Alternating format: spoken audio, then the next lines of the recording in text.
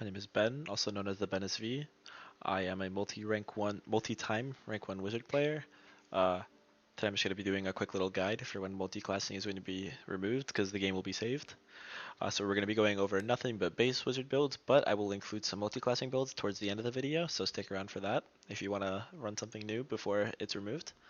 So I'm going to start off with by looking at the perks. So for perks, the one mainly necessary perk that I feel you're going to need in most of your kits is going to be Sage. Uh, if you're not running Overload, then you mainly just want this to get above the bump of 40 knowledge, and then you could prioritize other stats from there, like HP and move speed. If you're running Overload, it helps you increase your knowledge, which helps you in turn increase your memcap, so you can actually reach the memcap thresholds that you need to. So, if for an Overload build, I would probably run like something like this, where I'd be running Overload, probably Fire Mastery, and Ice Shield. And the reason why we don't run, that's not Ice Shield. The reason we don't run something like Arcane Mastery, which we normally run, is because since to our high knowledge, the cast speed of losing 0.5 seconds will be like less valuable. So I'm gonna go on for like a normal wizard build without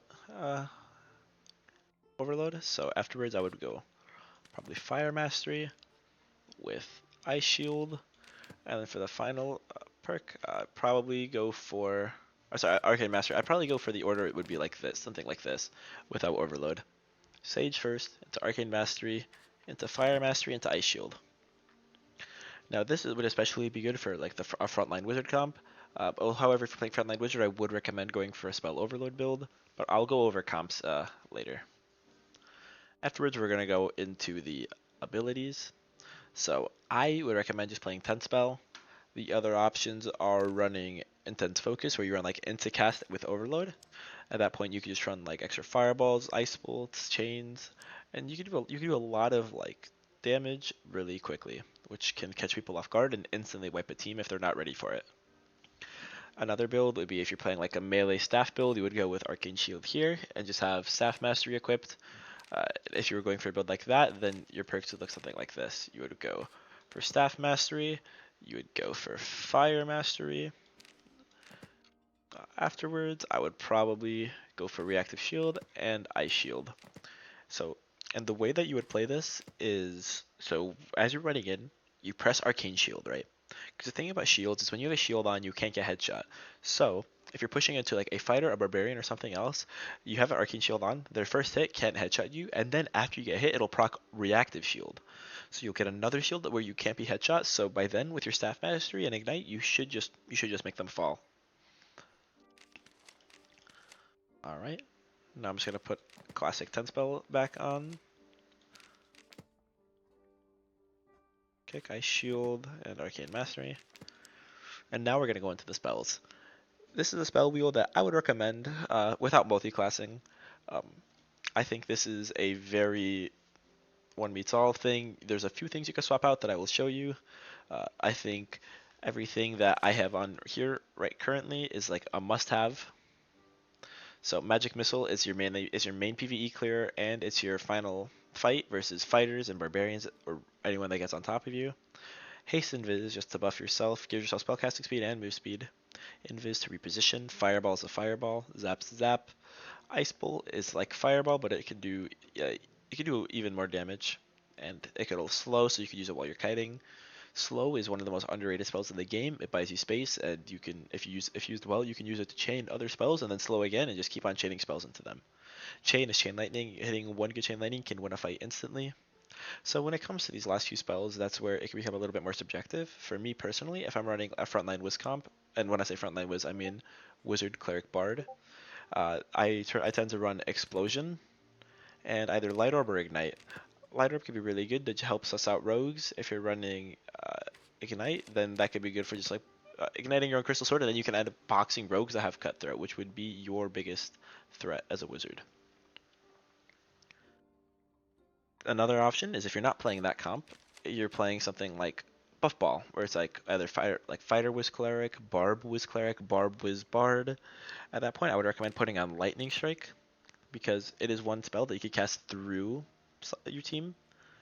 And then the secondary spell I would do is probably Ignite, because you want to giving Ignite to your fighter or barbarian could give them maybe that little extra bump to push them over the edge to get a kill. So just gaining extra damage is very good to put onto a buff ball comp. Otherwise, like I said, if I'm running Bard, Cleric, Wiz, which would be my main composition, I would run something like this, or Ignite, either or. Depends on how I'm feeling and if I'm running Overload or not. Afterwards, now let's talk about the gear. So obviously you're gonna want a spellbook and a crystal sword, unless you're going for the staff build, in which case you would go for a magic staff. From here on out, the gear could be very subjective. If you're building a budget kit, I mean, ideally you're going for around 40 knowledge. At least having more than 40 knowledge really helps you get to a nice spellcasting speed breakpoint while still having enough memcap to run 10 spell. Uh, and after that, I just start indexing a little bit of magic power, HP, and move speed. So obviously I'm running a pretty good kit right now, like 150 HP, positive move speed, and 26 match power. I'm a believer that you don't need crazy amounts of magic power, because the way I build my kits, I normally go for full true magic on everything. And with that, I can do a lot of just like damage with just the spells and the true magic. So as long as you're hitting all of your spells, you will be doing a lot of damage. So if you going for a more budget kit, I would recommend going for a leather cap over wizard hat almost every single time. You can go for a ruby silver hood or a golden leaf hood if you get a good one, just because you get the extra roll of physical damage reduction or magic damage reduction. However, it's not necessary. Another cap pretty much does the same thing, where you get the vigor based stat. And then after that, if you need knowledge, I'd probably go for an oracle robe or leather chasuses. If you can get one all or knowledge rolls on health based pieces like padded leggings or adventure tunic, that's also really good because you can get kind of two things at the same time. On your cape, you can either go vigilant cloak or radiant cloak, depending on what you need. Maybe even an agility cloak, an adventure cloak if you need more move speed. However, I wouldn't recommend it in most scenarios. On your gloves, you can either go reinforced, ruby silver rawhides, or just rawhide gloves. For the rawhides to be ran, I'd say they need to be really good. So like, I don't know if I guess I do have a good amount of rawhides, but like a pair of rawhides that I would actually wear would be. Where did I throw them? I think they're on this page. Just something like this, where they're very good on rolls, so it almost makes up for like the resourcefulness roll on them.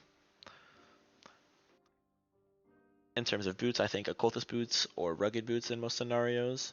So you kind of see like the common theme here. I really like getting HP on my wizard, because if I'm tanky enough to survive like a rogue or like someone getting on top of me long enough for my cleric to heal me or for me to get to a safer position, then I can go back to outputting my giant damage, which is like the wizard's identity.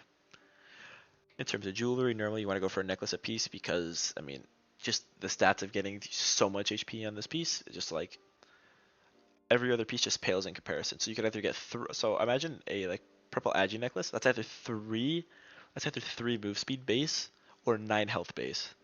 So it's a really big trade off.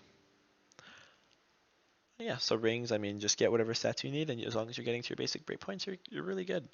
For books, I mean, since there's a quest for legendary books, there's actually a lot of legendary books on the market you can get for like relatively cheap. So always invest in a good book. Uh, rolls on it don't matter as much. Crystal Sword. One thing that people have a common misconception of is that the rolls of a Crystal Sword really matter. They like almost like really don't. You can get Magic Jam bonus on it if you really need to, but it's not. The main important thing is when you look at the base stats and you see weapon damage and magic weapon damage. So what you really want is for those numbers to be as high as possible. So for example, on a purple Crystal Sword, the highest rolls you can get is 18 weapon damage and 17 magic weapon damage.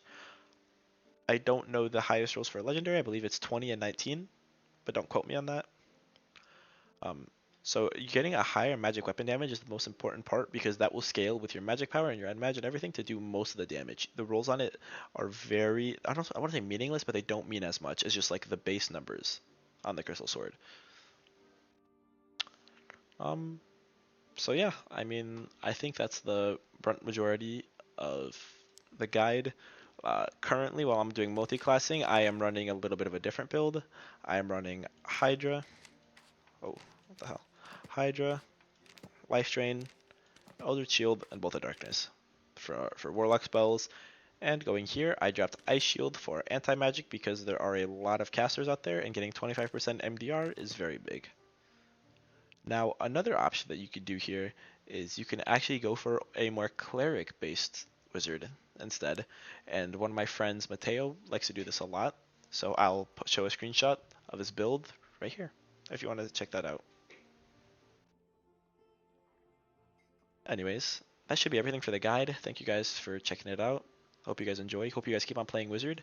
And stop by the stream, twitch.tv/thebenizv. I mean, I'm running lobbies, I'm killing everyone. Come stop by and watch me kill your favorite streamer. See ya. Peace.